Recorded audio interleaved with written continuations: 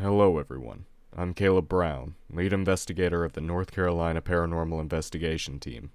Join me as we attempt to lay the rumors of a haunting in one of the oldest locations in North Carolina to rest. Today, we're taking a look at the Hampton House.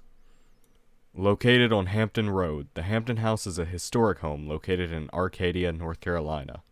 The structure we know today was built around 1879, but the back wing of the home was originally built by earlier members of the Hampton family. The rear wing was originally a one-room log home, built by the river behind the current-day house. The log house was brought during the construction of the new structure to be incorporated as the back wing. After not being used by the family for a while, the house began to fall into a state of disrepair. The home quickly became a hotspot for thrill seekers, with many teens breaking and entering onto the property so that they could stay a night in the quote-unquote haunted Hampton House. And with such activity came heavy amounts of vandalization. Spray paint all over the walls, messages carved into the wood with knives. You name it, this house probably had that type of damage done to it. However, after recent work from the family, a security fence, and several security measures, the house is in great shape today. The home itself has 3 floors, a base floor containing the original log home, a bathroom that was recently built, a game parlor, a living room, a dining room, and a miniature kitchen. Going up the stairs, the home has 2 bedrooms, an outdoor balcony, and a large attic located off of one of the bedrooms. Going outside of the log home's porch, you can find a liftable section of the porch. This leads underneath the home, to a dirt-floored brick room. This room has a lot of shelves that we believe to be used for storing foods. Coming out of the house's back entrance is a newly built guest quarters. This is a 2-story expansion of the main home. Inside, it contains a bathroom, a kitchen, an upstairs bedroom, and a living room area. Now, with that out of the way, let's get on to the rumors and stories surrounding the house. The main speculation that the house is haunted comes from the groups that I mentioned earlier. Trespassers would enter the spooky-looking home and hold seances in the game parlor, while attempting to communicate with the spirits. These rumors of a haunting were so widespread that locals would actually shoot at the home. Walking through the house, there are a good many windows that have been shot through. There was a story that a family member told us while we were walking through the home. She was cleaning the portrait in the center of the living room. When she turned her back and started to walk out of the room, glass exploded out of the portrait's frame. Besides this, there are also rumors that the house at one point was used as a morgue, which is untrue. There's also speculation that there are bodies buried right outside of the main home, due to some oddly placed rocks that would often have been used as headstones. That covers the rumors and stories. Now, let's get on to the interesting part. Our investigations. We set our base of operations up in the guest quarters for both of our investigations. During our first hunt, we only used 2 EMFs and an EVP to attempt to record any presences with us. For our first hunt, Cody and I got everything set up and entered the home through the back entrance after we got the lights out. In total, our investigation had 5 EVP sessions, and lasted around 2 hours. I'll be cutting this down to only show the highlights of our visit, so without further ado, here's the first investigation. Also, apologies for the aspect view. On our first investigation, some equipment hadn't arrived before the hunt, so we didn't have a proper camera at the time. This is the painting that exploded. The glass around it just kind of like blew up while she was here. EVP it. Oh, good idea.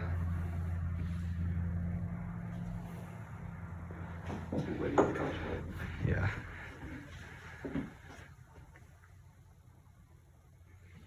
Not seeing anything.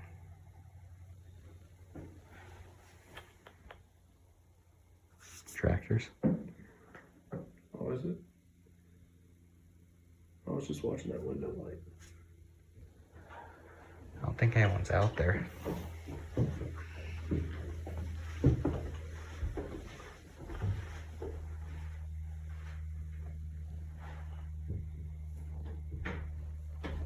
that door's locked. I'm making sure. What does that do? That goes back out to where we were. Might as well get a read. We should try an EVP session in here. Maybe. Well, I hear electricity. Well, the fan wouldn't cause it.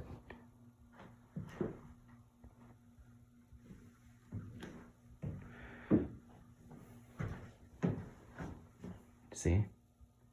It's only caused by things, here. Is it still on hold? Nope. No? Okay. It's only caused by things like microwave. Huh?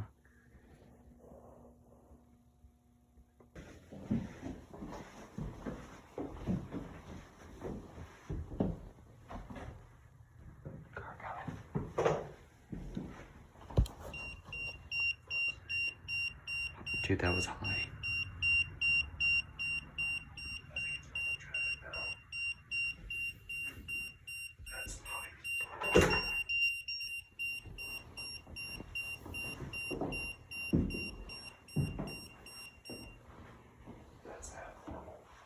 That was abnormal. It's in this area. But I do get a signal, but that might be from yours. No, they don't pick up each other's signal. Our first major spike of the night occurred while we were in the living room. We were doing another rotation of the bottom floor after holding an unsuccessful EVP session in the game parlor. While making our way back to the log room, our EMF spiked up to a 5 and kept active for a few seconds. The area felt cooler as we moved forward. We were unable to pick the signal back up in the area upon later attempts. While in the foyer of the staircase, we got an incredibly high reading of 19.88. The signal seemed to stay in the area for a good few seconds before vanishing. We would later hold an EVP session in this area. It would be unsuccessful. After such a high spike in activity, though, we went on to move our camera to this location. It was set up to record the area around the stairs while capturing the inside of the parlor. The only thing we managed to pick up on these cameras was dust. Moving on to our second walkthrough of the night, this is when more physical activity occurred. We'd been waiting for about an hour after the initial hunt, going over the EVP recordings and body cam footage. After we were ready to head back in, we started the same rotation we had done before. If you want to unlock it, I'll get my flashlight. We're up to a 10 already. Automatic. What ring? Yeah? What is it? Let's do a reflection. You know Maybe. what? No? 0.3 here. Yeah. It is this. There it is. Okay. Maybe that's it. I'm not picking up on it.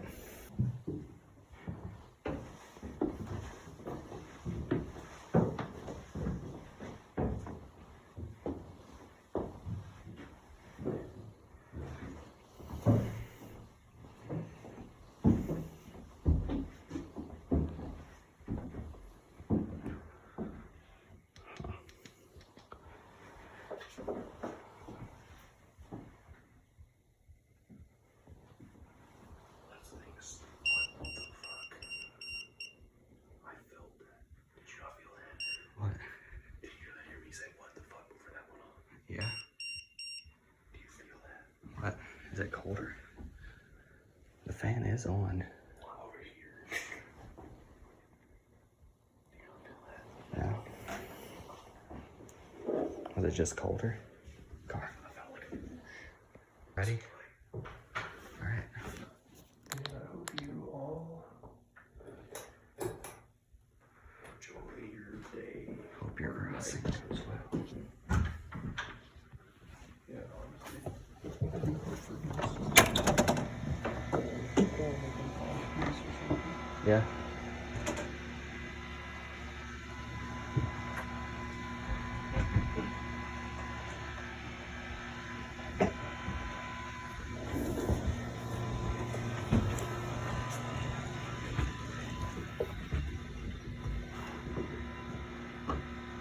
That light just turned on? Was it off? It looked like it was. Huh. Well, yeah. No, it was off, and then this went off, and it turned on. As soon as we entered the house, we got a 10 on our EMFs. Upon inspection, we were able to source this to the breaker box. We had a similar issue earlier in the hunt with a microwave and a radio. We move into the children's bedroom on the second floor. As we get into place, we do an EVP session. My EMF goes off right as something brushes against Cody. In his words, it felt like something brushed against me. Like when you're in a crowded area and someone just slightly touches you. According to him, his hair remained on edge until we left the room. The last point of interest of the night was a light outside the connection of the house and the guest quarters. As we left the main building, the light above the connection suddenly lit up as Cody passed underneath it. Coming back later, we discovered the light to be motion triggered. However, when I passed under it, nothing had happened. That covers the initial investigation. Now let's introduce the rest of NCPIT with the second investigation. Our second investigation brought us back to the Hampton house almost a year later. The home had gone untouched for almost a complete year at this point. We didn't know what to expect. Joining us for this hunt is Khalil Ivy and C.T. Young. Starting off, we gathered in the guest quarters again and settled our belongings. Once we were ready, we entered the house the same way we had done the previous time. We walked the same path as our first hunt to show the newcomers the way to investigate. During this hunt, we decided to split off after the initial hunt. The footage you'll be seeing will either be me alongside CT or Khalil, as we conducted several 30-minute investigations, with only 2 members entering the house at the same time. Now, here are some of the highlights of that night. Hold it out in front of you from this bottom part. Yeah. You're in Celsius. There you go. Now it's for English people. English people. Americans. You have a flashlight? So you hold it out in front of you? Yeah.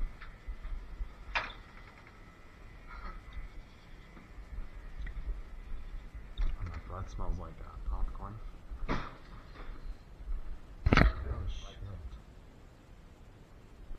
The theory is that they're headstones. Like these two. No, like, because there's a plant right here that's used as like coverage and... I am in a whole ass spider web. Alright, let's go back in. Bro, this is the entire web, bro. Oh, that is tough. That is, you gotta move back. So like, it's down there on the floor now.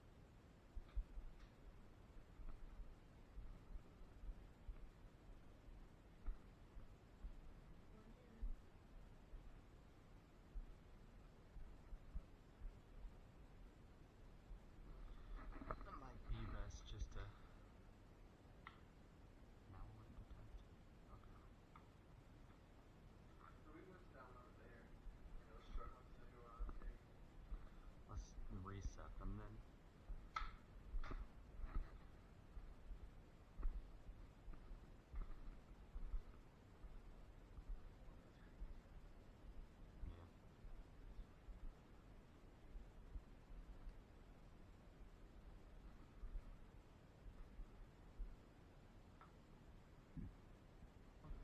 Yeah. Well, the fan was on last time. No. The window being open is new. I don't think it was like this when we came through here the first time.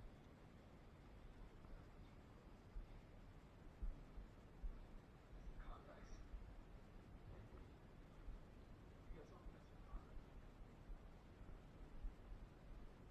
I mean, in the morning we'll have like footage, I guess. But it's like I said, I am starting to doubt that this place is actually haunted. 'Cause I mean, despite some things happening here, like some like seances and stuff from teenagers, I don't actually think that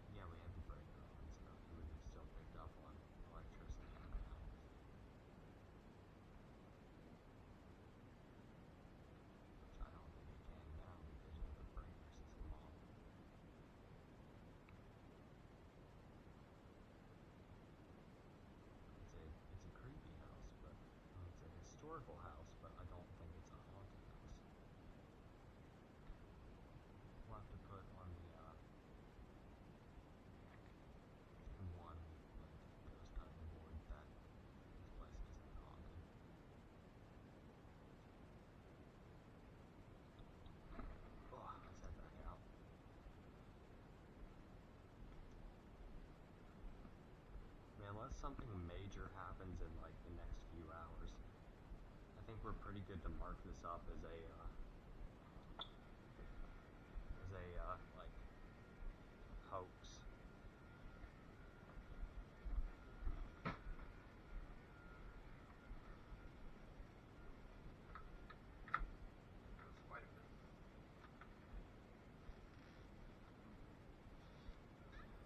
Okay. Oh, it's all good.